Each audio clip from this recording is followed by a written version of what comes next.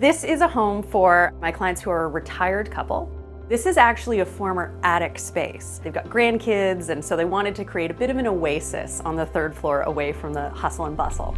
So what we did was we vaulted the ceiling up as high as we could go, and we added these fantastic skylights on all sides to really bring in the sunshine. They love that island feel, they're very beach-centric people, and so we wanted to create the vibe of that peace and tranquility that they have when they're on vacation in the city.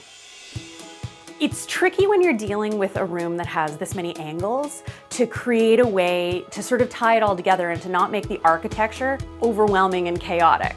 And so I thought turning it into a bit of a cocoon with this fabulous sandy toned grass cloth would really unite the space, pull it together, and soften all those hard edges.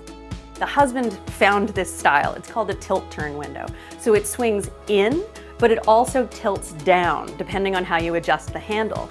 And in order to design window coverings that would allow you to keep the full functionality of the window, we had to be really clever about where we placed the valance, how we stacked the drapery so that the whole thing would continue to function the way that they wanted it to.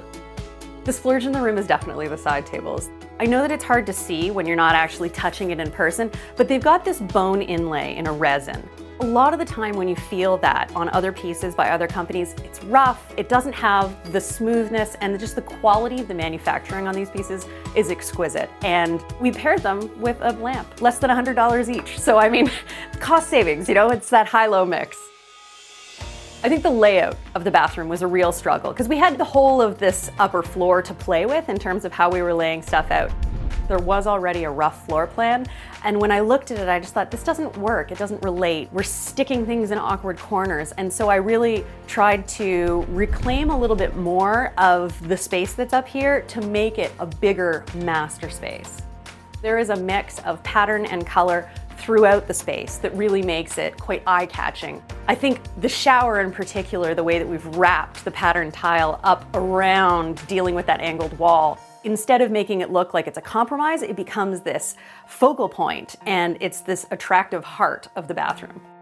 I knew that we wanted to continue a bit of a more traditional vibe in the bathroom because we were doing all that patterned marble. So going with a slightly more traditional botanical print and pulling in the tones that were in the marble, going a little bit deeper in the blue, a little stronger in the green, helps the room to have a little bit more gravitas to it. We also carried that same fabric from the window covering onto a little storage bench that we tucked under that knee wall.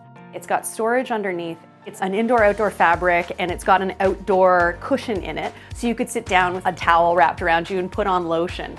And it allows us to reclaim a little bit of space where it's not tall enough for someone to stand up, but it gives it utility. I think we did succeed in bringing that oasis feeling into the space. The clients tell me that, when they're here and they've got the windows open and the breeze is coming through, they have that sense of being on vacation and away from it all, even though they're in the middle of Midtown Toronto.